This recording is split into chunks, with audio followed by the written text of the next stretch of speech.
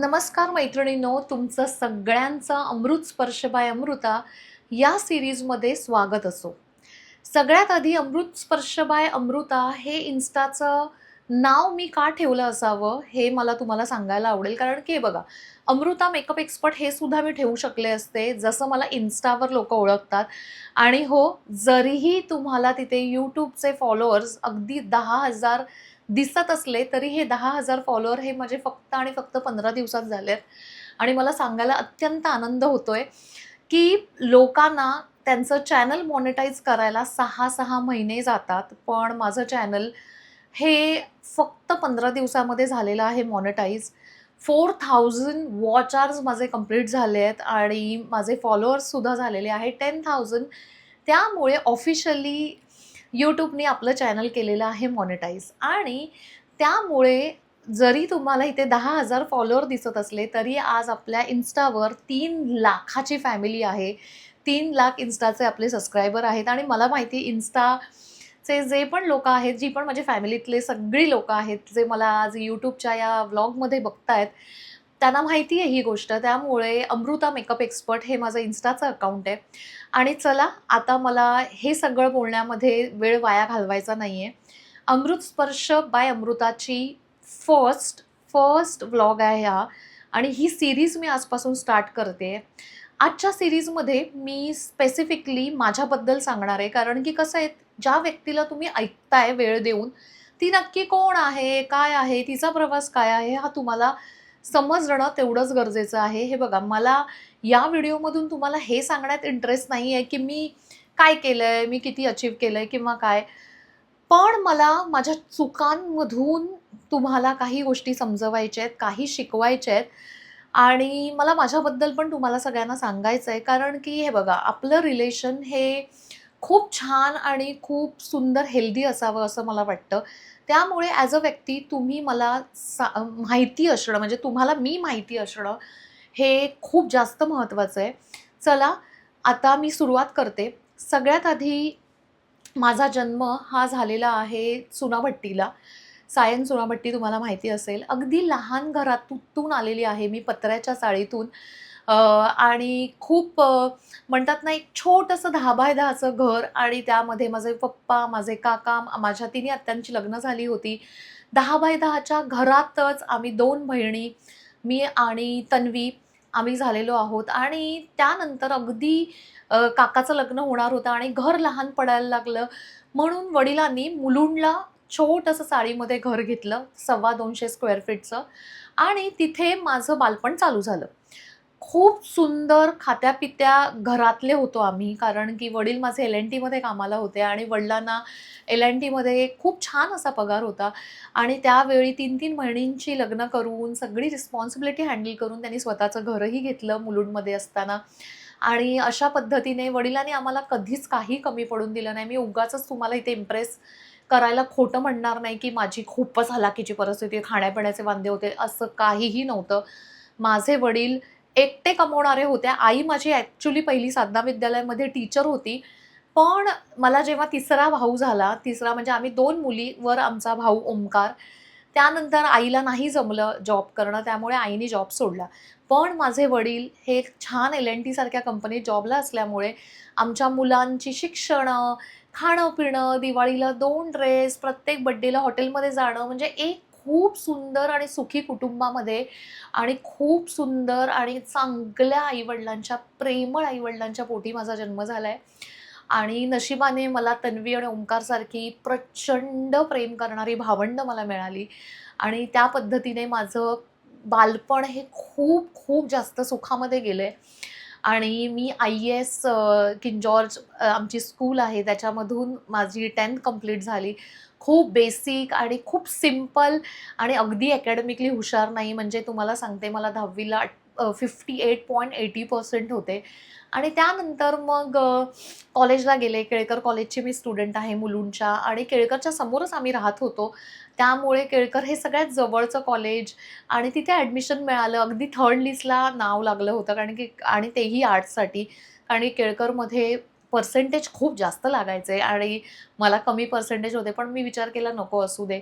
पैसे-बिसे भरून कुठेही मला ॲडमिशन घ्यायचं नाहीये उगाचच सायन्स किंवा ह्याला आपल्या बाबा आपली जेवढी कुवत आहे आणि आई-वडिलांना त्रास होणार नाही, असं करून केळकरला ॲडमिशन घेतलं आणि कॉलेज डेजमध्ये छान असं ग्रॅज्युएशन केळकरमधूनच माझं पूर्ण झालं आणि त्यावेळी कॉलेज टायमिंगमध्ये माझी ओळख झाली माझ्या नवऱ्याशी म्हणजेच अमितशी.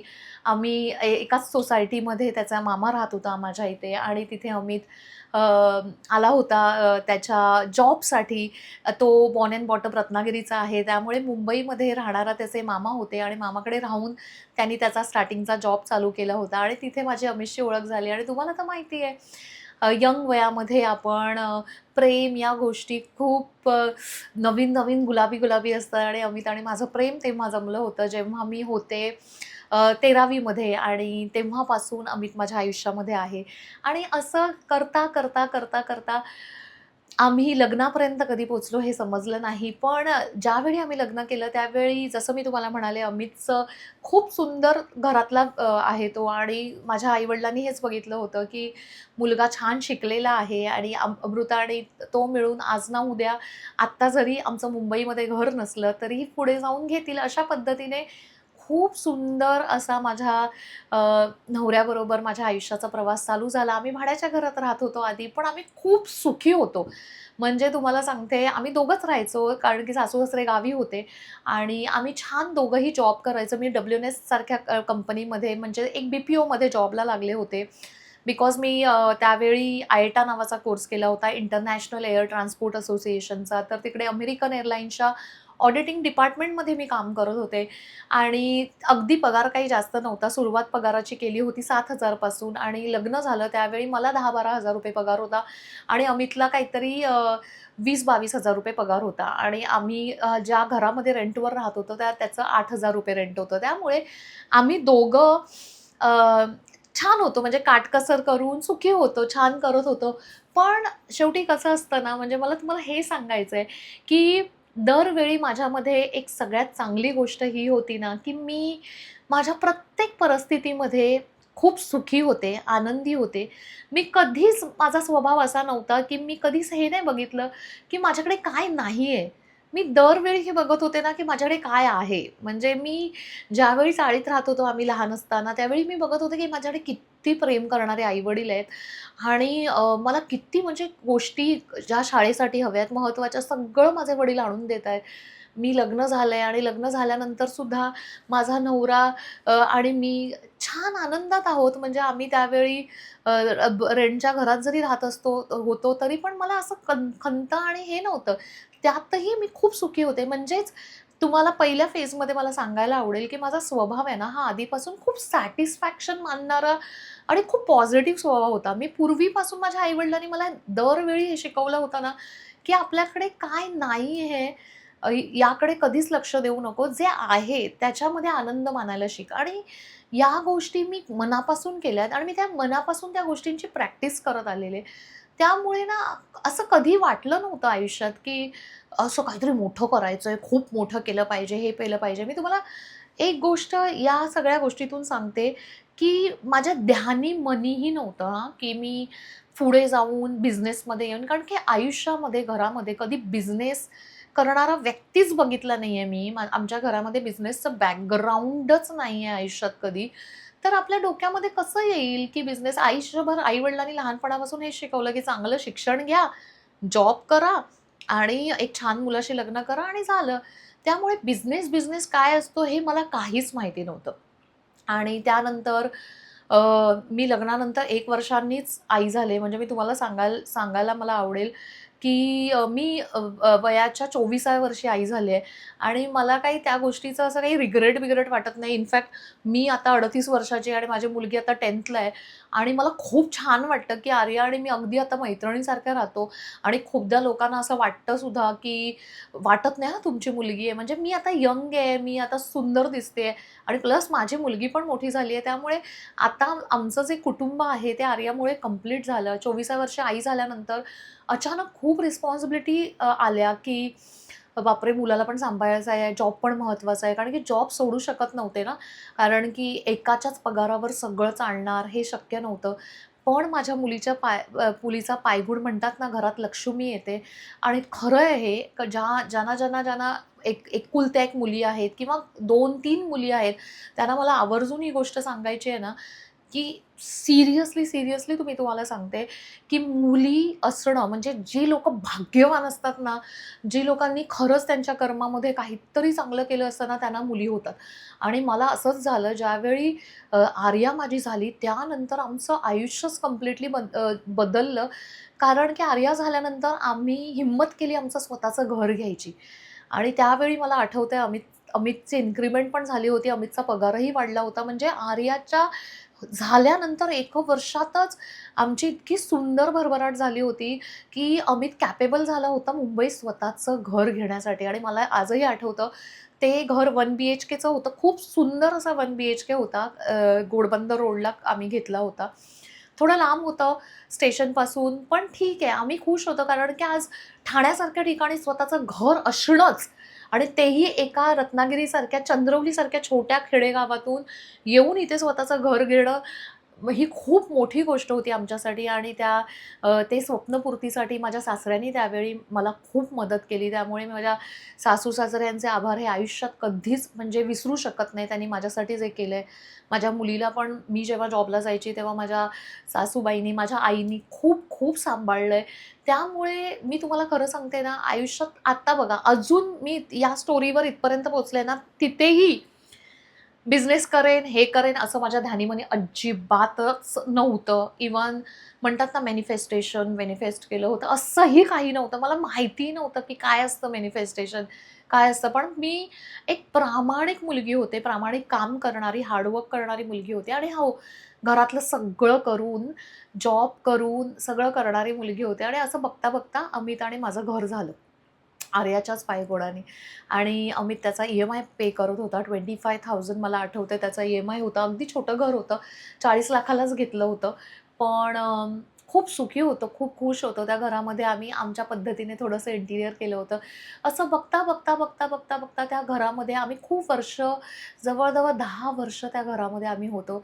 आणि असं होता एकदा अचानक म्हणजे एक गोष्ट झाली आमच्या घरामध्ये, की आतापर्यंत जॉब करत होते त्यामुळे सासू-सासरे सांभाळत होते माझ्या मुलीला. पण अनफॉर्च्युनेटली आमच्या सासूबाई माझ्या अचानक गेल्या आणि त्यामुळे मग माझं आयुष्य एकदम कंप्लीटली 360 डिग्री चेंज झालं. माझा आयुष्यामध्ये मला कधीही इमॅजिन पण मी केलं नव्हतं, की ज्यावेळी आई नव्हत्या त्यावेळी आता माझं पुढे कसं? आता आर्याला कोण बघेल? आर्याचं कसं होईल? त्यामुळे अचानक अशी वेळ आली माझ्यावर, की ज्याच्यामध्ये मला कंप्लीटली माझा जॉब सोडावा लागला. आणि ज्यावेळी मी जॉब सोडून घरात बसले आणि अमित करत होता बिचारा सगळं स्वतः हँडल करत होता, सगळं स्वतः छान पद्धतीने करत होता. पण ज्यावेळी मी 6 महिने घरात बसलेले ना, अक्षरशः म्हणजे अमित सकाळी त्याचा डबा करून गेला, तो बँकर होता, बँकेमध्ये चांगल्या पदावर जॉबला होता. तो गेला, आर्या स्कूलला गेली. मी दिवसभर काय करू? मी घरामध्ये वेड्यासारखी नुसती टीव्ही बघायची, नुसती झोपायची. अजगर म्हणजे म्हणतात ना, एक अजगर कसा असतो, घरात लोळत पडलेला असतो, अगदी तशीच. काही आयुष्यामध्ये फ्युचरचा पत्ता नाही, काही नाही. मग कसं होत होतं, की एकटा कमवत असल्यामुळे अ, आपण आपल्या नवऱ्याकडून किती गोष्टी मागणार, काय मागणार? मग बेसिक आपल्या ज्या गोष्टी होत्या, की बाबा जेवायच्या ह्याच्या किंवा काय आणि प्रत्येक गोष्ट आपण नवऱ्यावर डिपेंड राहतो त्यावेळी. कारण की स्वतःच्या हातामध्ये स्वतःचे पैसे नसल्यामुळे एक स्त्री त्यावेळी किती हतबल असू शकते ना, हे मी तेव्हा बघितलंय. आणि असं नव्हतं, की माझा नवरा मला मागितल्यावर पैसे देणार नाही, पण आपल्या मनाला थोडी लाज वाटते ना, यार किती मागायचं? आणि कधी असं म्हणजे फॅमिलीबरोबर किंवा आईबरोबर, बहिणीबरोबर बाहेर जाताना पण थोडं लाज वाटायची. असं वाटायचं यार ह्या कारण की माझी बहीण खूप छान ठिकाणी तन्वी मॅमला तुम्ही आता ओळखता. तन्वी मॅम एल-एन-टी सारख्या ठिकाणी टॉपर होत्या आणि त्यांनी एल-एन-टी पप्पा एल-एन-टीमध्ये होते आणि एल-एन-टीच्या एल-टी-आय-टी कॉलेजमधून त्यांनी पूर्ण एल-एन-टीचं इंजिनिअरिंग कंप्लीट केलेलं. त्यावेळी तिला खूप चांगला पगार होता. त्यामुळे आई आणि तिच्याबरोबर बाहेर गेलं ना, की खूपदा असं व्हायचं, की पैसे नसायचे आणि दरवेळी मग त्यावेळी ना खूप फील व्हायचं, की काटकसर करणं, मन मारणं. आणि नवरा बिचारा एवढा चांगला होता, की पण ते मागायला सुद्धा लाज वाटायची, शरम वाटायची आणि घरातली सगळी रिस्पॉन्सिबिलिटी तो एकटा हँडल करत होता. मग फायनली एक पॉइंटला आम्ही पोहोचलो, की आता नाही, असं नाही चालणार. त्यावेळी मला अमितने म्हणाला, की असं काहीतरी कर, की ॲटलीस्ट आर्याला सांभाळून, घर सांभाळून काहीतरी करशील." मग अशा वेळी आम्ही थोडा शांतपणे बसून विचार केल्यानंतर माझ्या डोक्यामध्ये ट्यूब पेटली. मला असं वाटलं, की हां, आता थोडंसं आर्ट माझं आधीपासून चांगलं होतं. ड्रॉइंग, रांगोळी किंवा कला जी म्हणतात ना, आणि आर्टची स्टुडंट होती मी. त्यामुळे आम्ही असा विचार केला, की चल मेकअप आर्टिस्ट या फील्डमध्ये आपण काहीतरी करू शकतो का? त्याच्याबद्दल पण काहीच क्लिअॅरिटी नव्हती, काहीच क्लिअॅरिटी नव्हती, की मेकअप इंडस्ट्री नक्की काय आहे? किती मेकअप आर्टिस्ट आहेत? कोण आहेत? कोण फेमस आहे? कोण नाही? असं काहीच मनात नव्हतं. पण तेव्हा मला आठवतंय, की पहिली मला एक ॲड दिसली. अ, कल्याणला एक गायत्री प्रजापती म्हणून होत्या. त्यांची मला ॲड दिसली. त्यांचा एक कोर्स होता 20 डेजचा आणि फीस पण रिझनेबल होती. मग त्यावेळी मी विचार केला, की चला पावसाचे दिवस होते आणि त्यावेळी मी थोडी कटकट आणि कंटाळा करत होती. यार एवढ्या लांब कल्याणला ठाण्यावरून जायचं, स्टेशनपासून थोडं लांब होतं, काय जाऊ की नको असं होतं. पण त्यावेळी अगदी आईनी आणि अमितनी मला जोरच धरला, की नाही. आई तेव्हा मला आठवतंय बिचाऱ्या आईला ताप आलेला मला दिवस पण तो आठवतोय. पण आई माझ्यासाठी आली तिथे एन्क्वायरीसाठी आणि मला खूप छान वाटलं. असं वाटलं, की छान आहे म्हणजे त्यांनी छान एक्सप्लेन केलं, की आम्ही मेकअप, हेअरस्टाईल सगळं शिकवणार असं तसं. आणि मग माझा क्लास चालू झाला तिकडे आणि त्या मॅमनी खूप छान शिकवलं. खूप सुंदर पद्धतीने हे केलं. पण मी ज्यावेळी तिकडे गेली ना, त्यावेळी तिथे ना सगळ्या मैत्रिणी माझ्या गुजराती होत्या. त्या स्वतः मॅम गुजराती होत्या आणि तिथे मी बघितलं गुजराती बायकांबरोबर जेव्हा मी महिनाभर तिथे राहिले, त्यावेळी मला कळलं यार ह्या बायका किती जास्त हार्डवर्किंग आहेत आणि किती जास्त वेगवेगळ्या पद्धतीने ते लाईफमध्ये पुढे जाण्यासाठी छोटे-छोटे बिझनेसेस करतायत, छोट्या-छोट्या गोष्टी करतायत. वॉव! आणि मी एवढी इन्स्पायर झाले ना त्यांना बघून. खरं सांगते आणि म्हणजे अ, ज्या माझ्या मॅम पण होत्या ना, त्यांचं पार्लर पण होतं, स्पा पण होता. त्या मेकअपचे क्लासेस पण घेत होत्या. त्या ऑर्डरला पण मी त्यांच्यावर एकदा गेले होते. ज्वेलरी रेंटलचं पण करत होत्या. म्हणजे मला असं वाटलं, यार एक स्त्री असून आणि त्यांनाही 2 मुलं होती आणि आणि सगळ्यात महत्त्वाची गोष्ट त्या माझ्यापेक्षा 1 वर्षांनी लहान होत्या.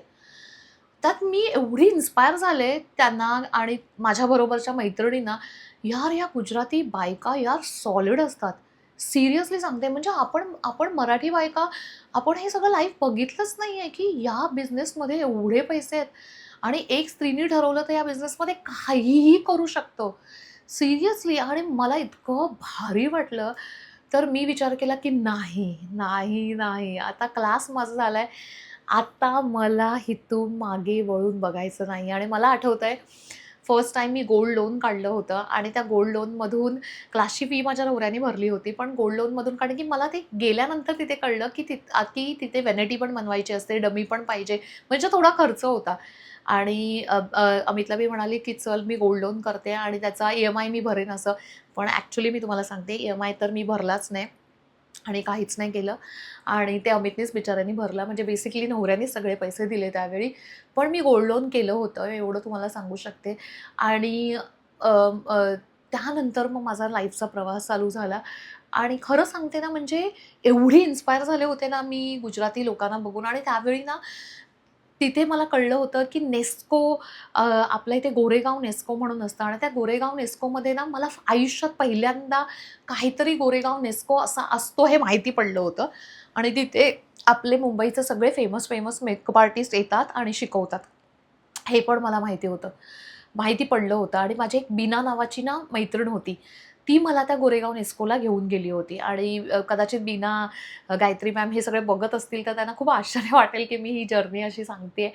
पण तेव्हा मला नेस्कोमध्ये ना मला नेस्कोचा टायमिंग काहीतरी 10चा काहीतरी होता. मी 9ला जाऊन पोहोचले होते. कारण की मला तिथे कळलं होतं, की खूप गर्दी असते. त्यामुळे चांगल्या-चांगल्या मेकअप आर्टिस्ट लोकांचे सेशन्स बघायला ना भेटत नाहीत म्हणून आणि तिथे बसायला नसतं. म्हणून मी लवकर जाऊन ना मी स्टेज असतो ना, स्टेजच्या जवळच चिकटून खाली मांडी घालून बसले.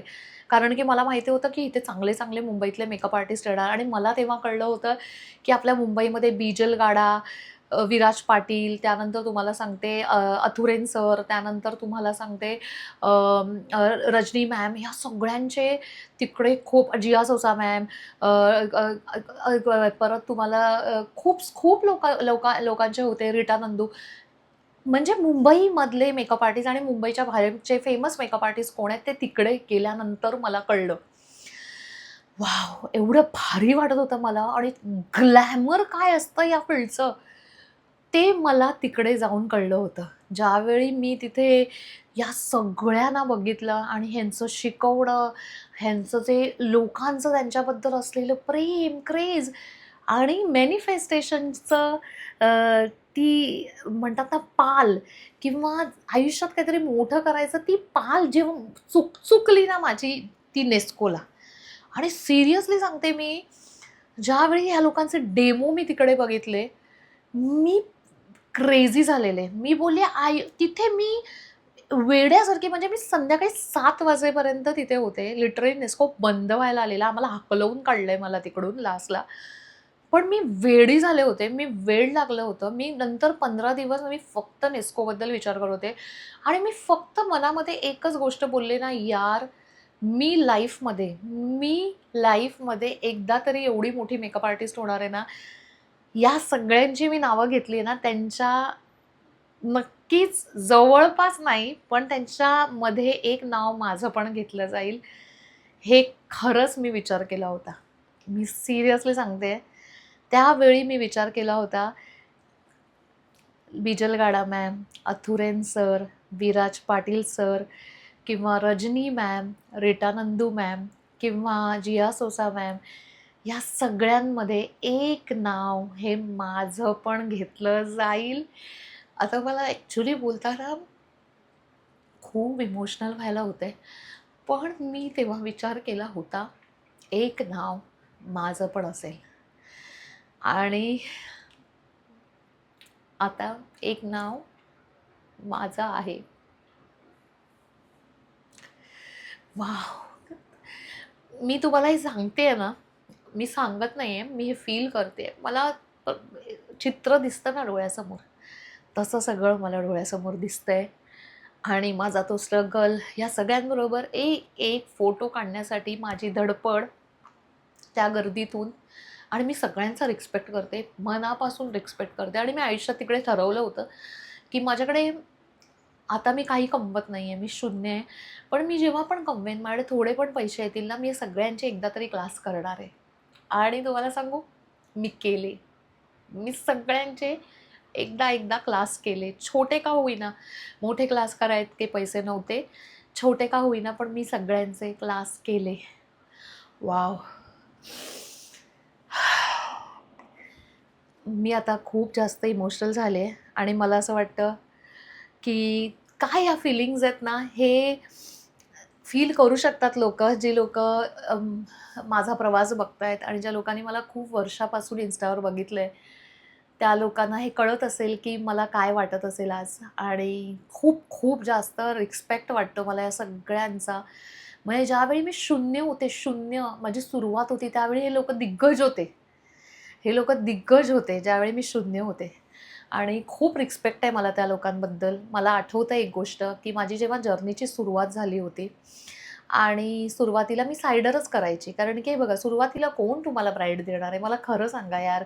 ज्या मुलींना असं वाटतं ना, की मॅम 6 महिने झाले मी सायडरच करते ब्राईड. कोण देणार आहे यार? तुमचं प्रोफाईल नाही आहे, तुमच्या फोटो नाही आहेत 4 तुमच्या पेजवर. लोकांना विश्वास तरी ठेवला पाहिजे ना यार, तुम्ही करू शकता.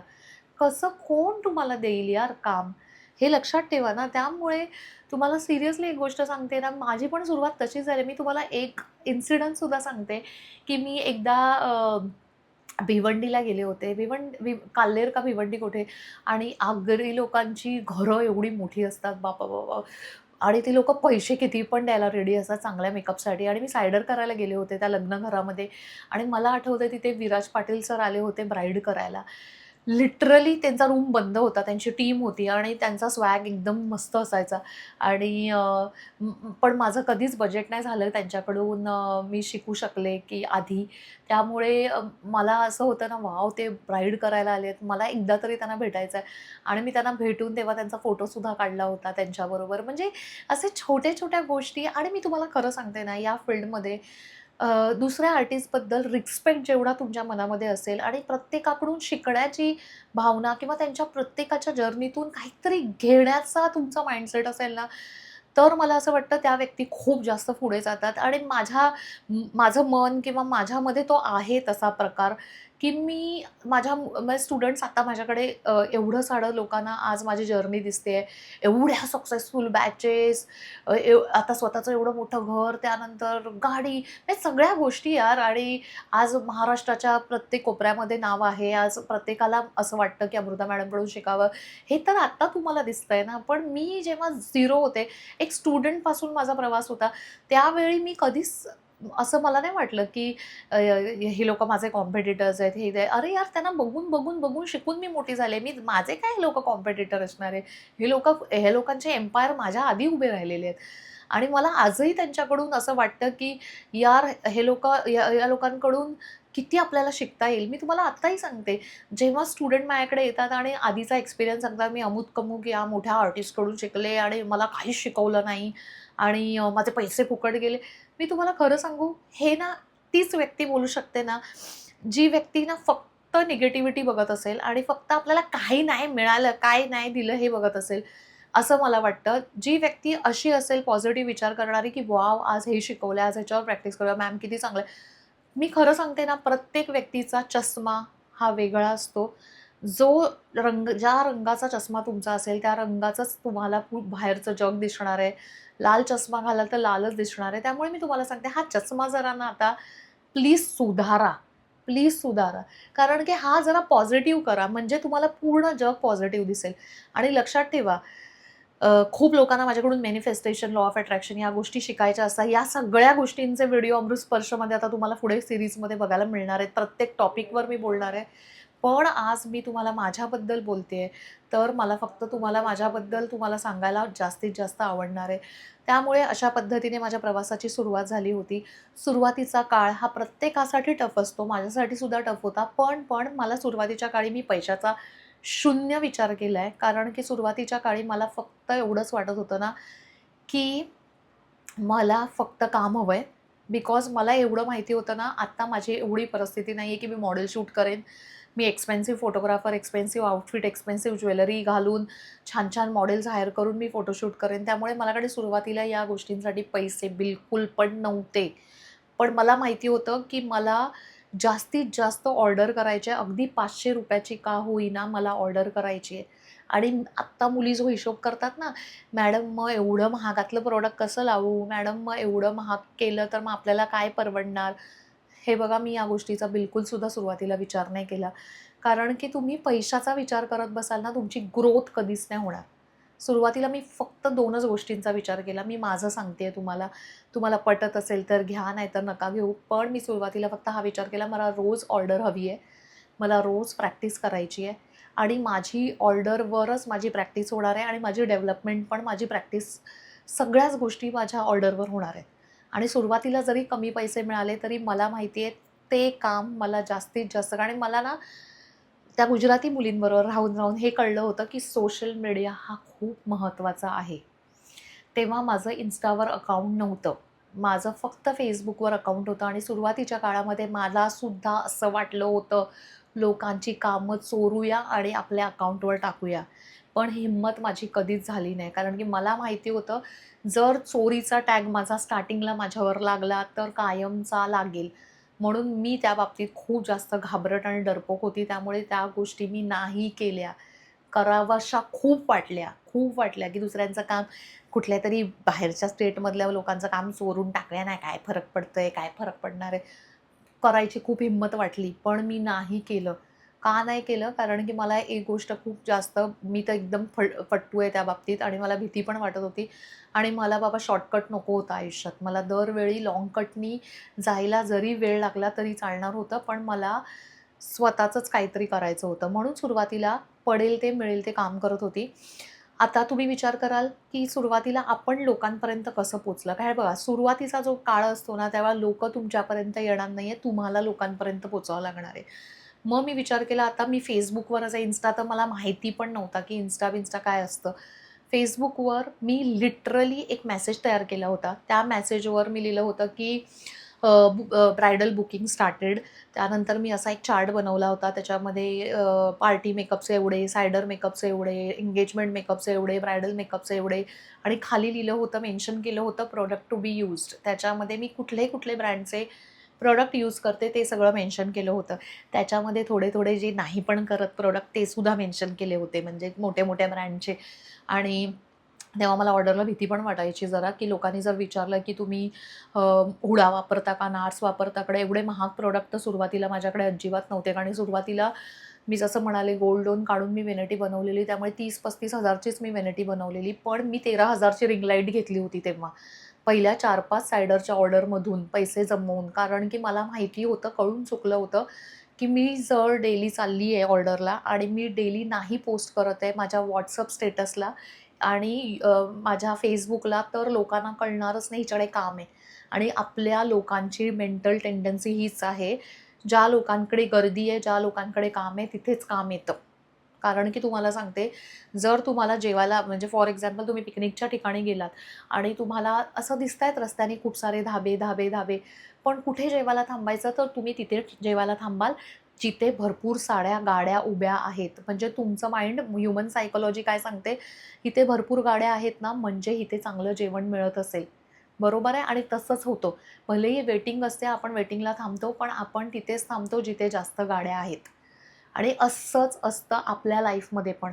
तुम्ही जितकं लोकांना दाखवाल, की माझ्याकडे काम आहे, काम आहे, लोकं विचारायला येणार नाही, "बाई 500 रुपयाचं काम करायला चालली आहे का फुकट काम करायला चालली आहे?" पण तुम्ही स्वतःला कशा पद्धतीने सोशल मीडियावर प्रेझेंट कराल, हे खूप महत्त्वाची गोष्ट आहे.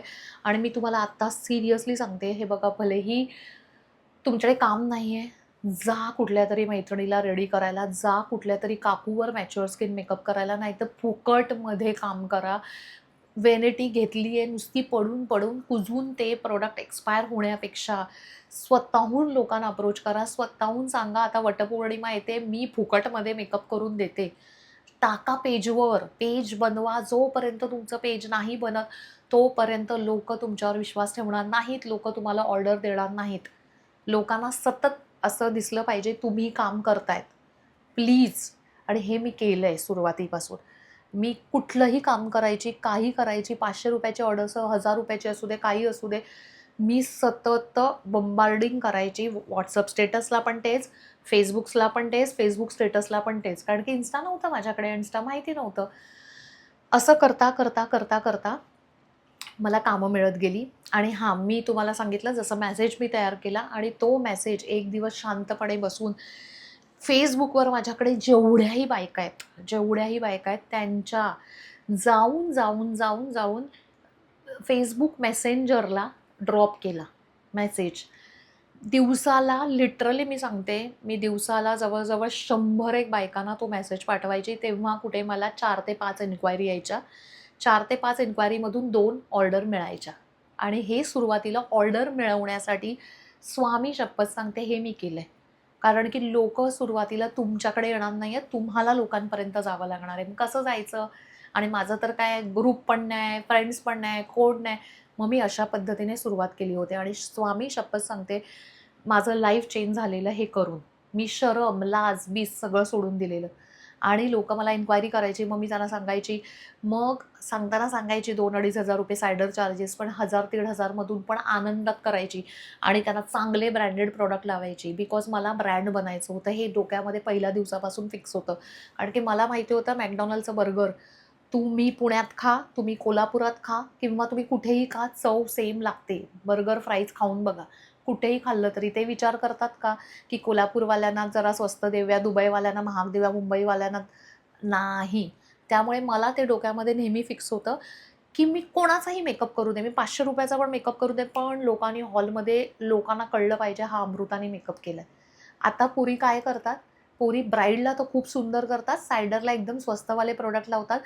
म्हणजे लक्षात ठेवा, ज्या सायडर म्हणजे त्या ब्राईडच्या बहिणी अख्ख्या हॉलमध्ये फिरणार आहेत आणि तिचा मेकअप तुम्ही खराब करून ठेवलाय आणि लोकं तिला विचारणार आहे, "कोणी केला गं मेकअप? कोण आहे मेकअप आर्टिस्ट?" आणि ती तुम्हाला शिव्या घालणार. ती तुम्हाला म्हणणार, "अरे दीदीचा तर मेकअप छान केला, आमची कसली वाट लावून ठेवली आहे, आम्हाला भुतासारखं पांढरं केलंय." उलटं करा, उलटं करा.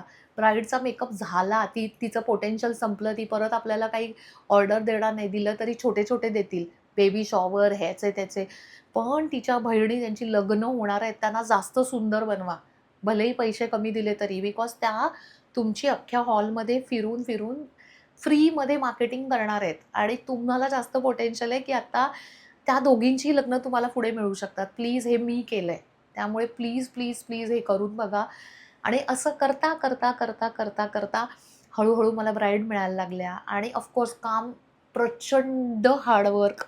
मी जे हार्डवर्क केलंय ना, मी तुम्हाला सांगूही शकत नाही. अक्षरशः मुंबईच्या कानाकोपऱ्यात, मग बदलापूर असू दे, आरे कॉलनी असू दे, कुठेही असू दे, मी सुरुवातीला जेव्हा लोकं मला म्हणायची फोटोज द्या, तुमच्याकडे तुम्ही मेकअप केला, आणि आपल्याकडे माझ्याकडे तर मेकअप केलेल्याचे प्रोफेशनल फोटो नसायचे. मी त्यांना म्हणायची की मॅम हे बघा, फोटोपेक्षा ना मी तुम्हाला ट्रायल देते, तुम्हाला जर मेकअप आवडला तर तुम्ही मला ऑर्डर द्या, नाहीतर नका देऊ. इतकं कॉन्फिडन्सली मी बोलायचे आणि मी त्यांना हे पण वाक्य नेहमी चिपकवायचे, मेकअप तुम्हाला आवडणार नाही असं होऊच शकत नाही, त्यामुळे एक मला चान्स देऊन बघा, आणि नाही आवडला तर नाही सांगा, नो प्रॉब्लेम. आणि मी प्रत्येकीला जाऊन ट्रायल द्यायचे, मग ती सायडर असो किंवा ब्राईड असो. हे बघा, आत्ता तुम्हाला वाटत असेल ही उगाचच फेकते, स्वामी शपथ सांगते, एक शब्दही फेकत नाही आहे. एक सॅक घ्यायची, त्याच्यामध्ये पाउचेसमध्ये माझी व्हॅनिटी टाकायची, कारण की एकदम अशी हेवी व्हॅनिटी घेऊन जाणं पॉसिबल नव्हतं. ट्रेननी प्रवास करायची, सकाळी जायची, संध्याकाळी घरी यायची. आणि माझ्या नवऱ्यानी पण ही माझी मेहनत स्वतःच्या डोळ्यांनी बघितलेली आहे. असं करता करता करता पहिली 2 ते 2.5 वर्ष प्रचंड ब्राईड केल्या, 300+ ब्राईड केल्या, असंख्य सायडर केल्या. आणि त्यानंतर आला करोना.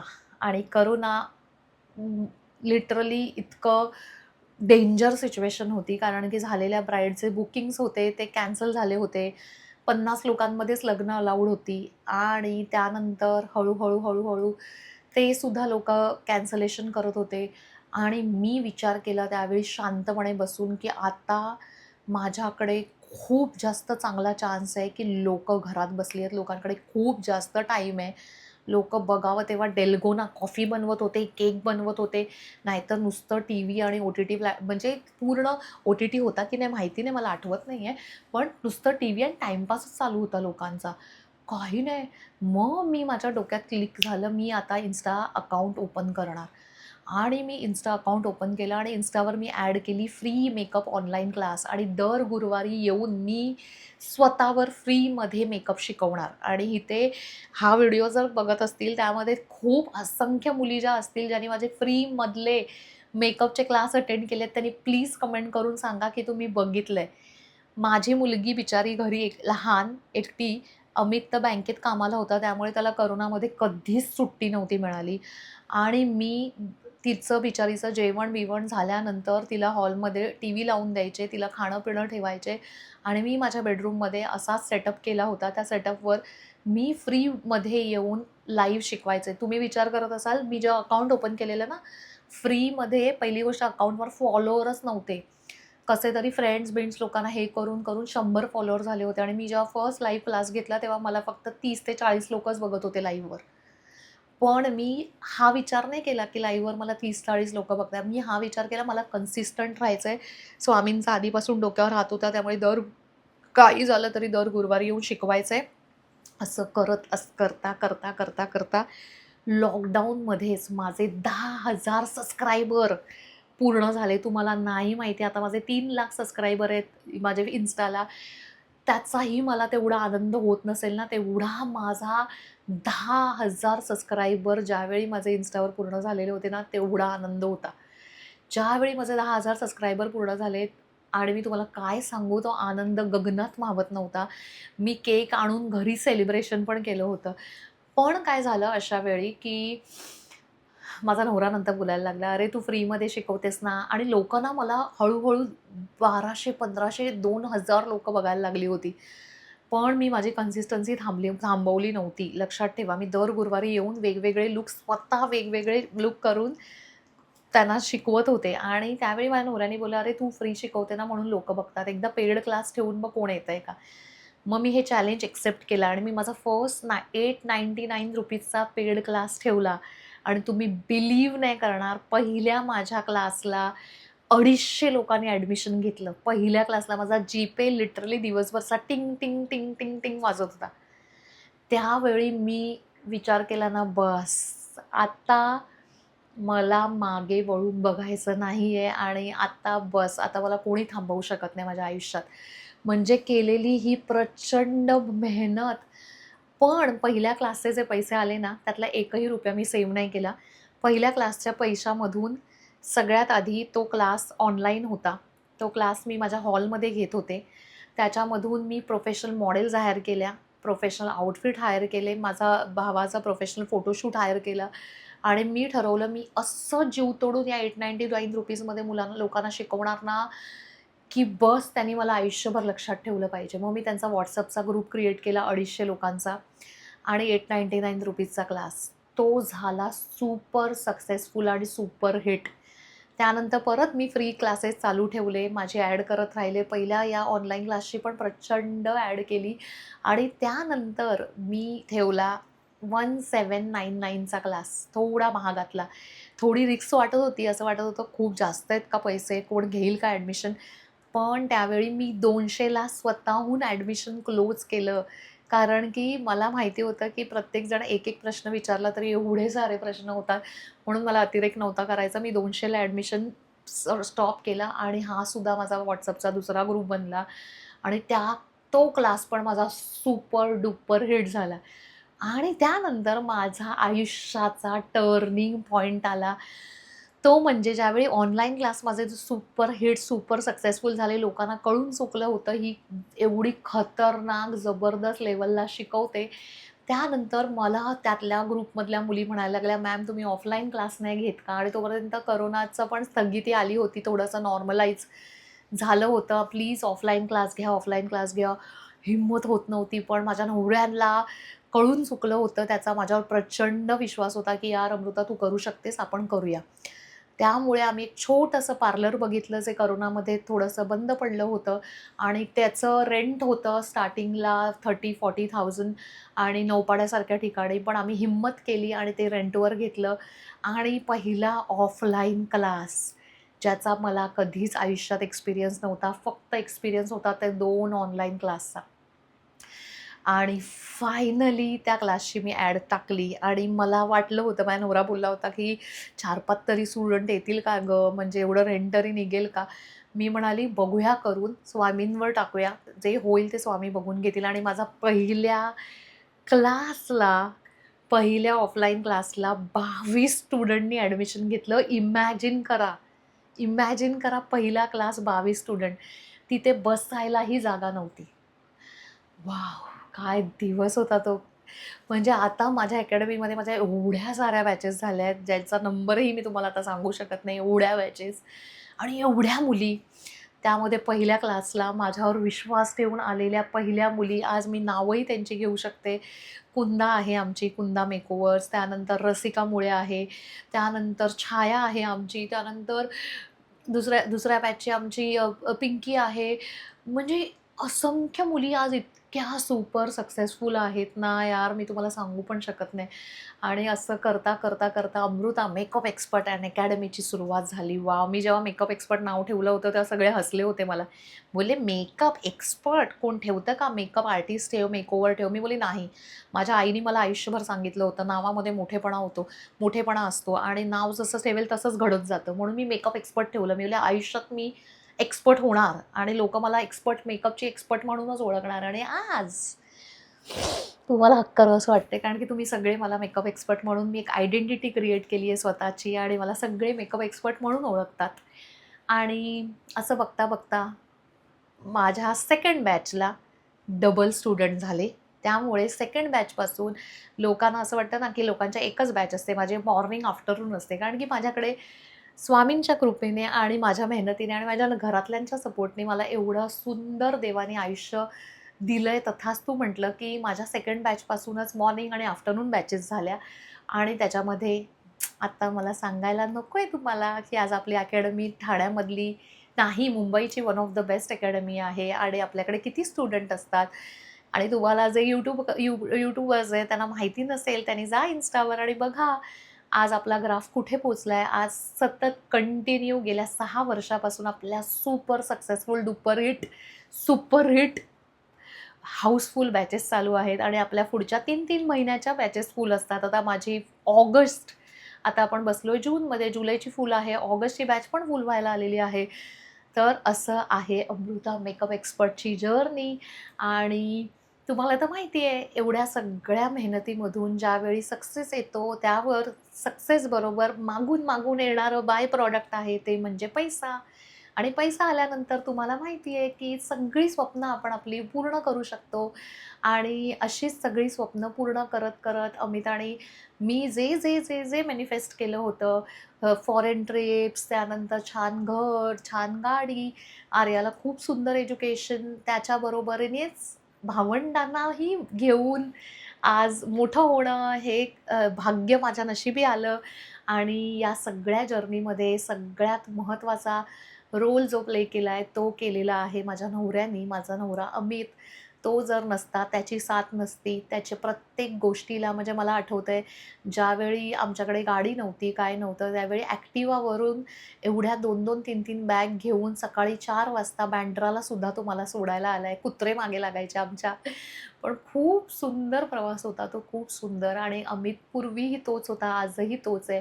त्यानंतर माझे सासू-सासरे, माझे आई-वडील, ह्यांना विसरून बिलकुल नाही चालणार. पण या व्यतिरिक्त सगळ्यात महत्त्वाचा आणि माझे लेफ्ट आणि राईट हँड आहेत, ते म्हणजे माझी भावंडं तन्वी मॅडम आणि ओमकार.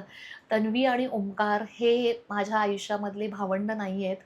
तर हे मला एक म्हणतात ना, आम्ही ब्रह्मा, विष्णू, महेश आहोत. मी तुम्हाला खरंच, मला असं जाणवतं, धड एकच आहे, मन एकच आहे, फक्त 3 तोंड आहेत. ब्रह्मा, विष्णू आणि महेश. विष्णू मी आहे, ब्रह्म ओंकार आहे आणि महेश तन्वी आहे. आणि ब्रह्मा, विष्णू, महेश म्हणजे माझी ही 2 भावंडं. आणि आज अमृता मेकअप एक्सपर्ट हे फक्त अमृतामुळे नाही आहे, तर अमृता मेकअप एक्सपर्ट हे तन्वीमुळे पण आहे, हे ओंकारमुळे पण आहे. आज सोशल मीडिया मार्केटिंग सेशन आणि माझं जेवढंही तुम्ही काम आज सोशल मीडियावर बघताय, हे ओमकारमुळे झालं आहे. त्याचा फोटोग्राफीमधला असलेला त्याचा 12 वर्षाचा प्रचंड मोठा एक्सपिरियन्स माझ्यासाठी उपयोगी पडला. जरीही तो माझ्यापेक्षा 7 वर्षांनी लहान असला तरीही. आज तन्वी मॅडमनी LNT सारखा जॉब माझ्यासाठी सोडून आज त्या खूप सुंदर हेअरस्टायलिस्ट आहे. इथे प्रत्येक व्हिडिओ बघणारा माझा स्टुडंटला माहिती असेल आमच्या तन्वी मॅम काय लेवलचं शिकवतात. प्लस माझे ॲडमिशन झाले, सगळ्या गोष्टी झाल्या, ह्या हँडल करतात. माझ्या नवरा जी काही ॲडमिशन्स, मॅनेजमेंट, या सगळ्या गोष्टी माझ्या नवऱ्याने हँडल केल्यात. म्हणजे मी तुम्हाला खरं सांगते ना, आज मला सगळ्यात जास्त आनंद का होतो माहिती आहे? की या पूर्ण जर्नीमध्ये सक्सेस फक्त मला नाही मिळाला. या पूर्ण जर्नीमध्ये माझं पूर्ण घराणं सक्सेसफुल झालं. माझी दोन्ही भावंडं सक्सेसफुल झाली. माझा नवऱ्यामुळे मी ॲक्चुअली सक्सेसफुल झाले. त्यामुळे त्याला असं मी म्हणू शकणार नाही तो सक्सेसफुल झाला. ॲक्चुअली त्याची साथ नसती तर मी हे करूच शकले नसते. आणि हो, या सगळ्या गोष्टीमध्ये सगळ्यात जास्त सक्सेसफुल कोण झालंय तुम्हाला माहिती आहे? माझे आई-वडील. ज्यांनी आमच्या 3 मुलांना जन्म दिला. आज जेव्हा आम्हाला सक्सेसफुल झालेलं माझे आई-बाबा आम्हाला बघतात ना, त्यांना ही खंत नाही वाटत की आमचं एकच मूल पुढे चाललंय. त्यांना हा अभिमान वाटतो की आमची 3ही मुलं पुढे चालली आहेत. त्यामुळे आज मी तुम्हाला सांगते की या सगळ्या प्रवासातून मी काय शिकले, तर या सगळ्या प्रवासातून मी 5 गोष्टी खूप जास्त चांगल्या शिकले. एक महत्त्वाची गोष्ट, परिस्थिती कुठलीही असू दे, परिस्थितीची कधीही लाज बाळगू नका. परिस्थितीला कधीही कोचू नका. परिस्थितीमध्ये नेहमी पॉझिटिव्हच उभे राहा. ज्या गोष्टी नाही आहेत त्या तिकडे बघू नका. ज्या गोष्टी आहेत त्या गोष्टींचा जास्तीत जास्त फायदा घ्या. त्या गोष्टींचा जास्तीत जास्त उपयोग करून पुढे जा. हे बघा, माणसं वाईट नसतात. त्या माझ्या पूर्ण जर्नीमध्ये खूप लोकं मला चांगली मिळाली, वाईटही मिळाली. पण मी तुम्हाला सांगते, माणसं वाईट नसतात, परिस्थिती वाईट असते. ज्यावेळी परिस्थिती सुधारते, माणसंही खूप छान वागतात. हे मी या पूर्ण जर्नीमधून शिकले. त्यानंतर लक्षात ठेवा, हे सगळं मटेरिअलिस्टिक आहे. जे तुम्हाला दिसतंय, घर, घोडा, पैसा, महत्त्वाची असतात ती माणसं असतात. त्यामुळे आपल्या माणसांना मोठं करा, आपल्या माणसांना घेऊन पुढे जा, माणसांवर प्रचंड प्रेम करा. आणि महत्त्वाची गोष्ट, आपल्याकडे येणारा प्रत्येक व्यक्ती म्हणजे माझ्याकडे येणारा प्रत्येक स्टुडंट, आज आमचा आत्तापर्यंतचा रेकॉर्ड आहे, मी माझ्या कुठल्याही स्टुडंटशी वाईट वागलेले नाही आहे, कधी त्यांचा इन्सल्ट केलेला नाही आहे. दरवेळी आम्ही त्यांना फॅमिलीसारखं ट्रीट करतो. आम्ही खूप त्यांना रिस्पेक्ट करतो. आज माझे येणारे स्टुडंट 60 वर्षाचे पण आहेत, अगदी 18-17 वर्ष, 16 वर्षाच्या पण मुली आहेत, पण माझ्या इक्वली आम्ही त्यांना ट्रीट करतो आणि इक्वली प्रेम देतो. आणि म्हणूनच अमृता मेकअप एक्सपर्ट ही एक म्हणतात ना, एक एम्पायर नाही आहे, एक फॅमिली आहे. आणि त्यामध्ये दीक्षा असो, उन्मनी असो, त्यांना ऑफकोर्स त्यांची नावं मी जर नाही घेतली तर हा व्हिडिओ पूर्ण होणारच नाही आहे. आणि कार्तिक असो, दीक्षा, उन्मनी आणि कार्तिक हे 3 अशी मला भावंडं मिळाली आहे. भलेही माझ्या आईने त्यांना जन्म नाही दिला, तरीसुद्धा मी खरं सांगते, मी त्यांना स्टाफ म्हणूच शकत नाही. आज जरीही मी अकॅडमीमध्ये अवेलेबल नसले, तरीही मला चिंता नसते कुठल्याही गोष्टीची. एवढी सुंदर 3 भावंडं देवानी माझ्या पदरी दिली आहेत आणि ते माझ्याबरोबर आयुष्यभर असो नसो, पण मी त्यांच्यावरचं हे प्रेम माझं मरेपर्यंत आणि आयुष्यभर असणार आहे. दीक्षा, उन्मनी आणि कार्तिक ह्यांनी माझ्यासाठी जे काही केलंय ते शब्दातच मी व्यक्त करू शकत नाहीये.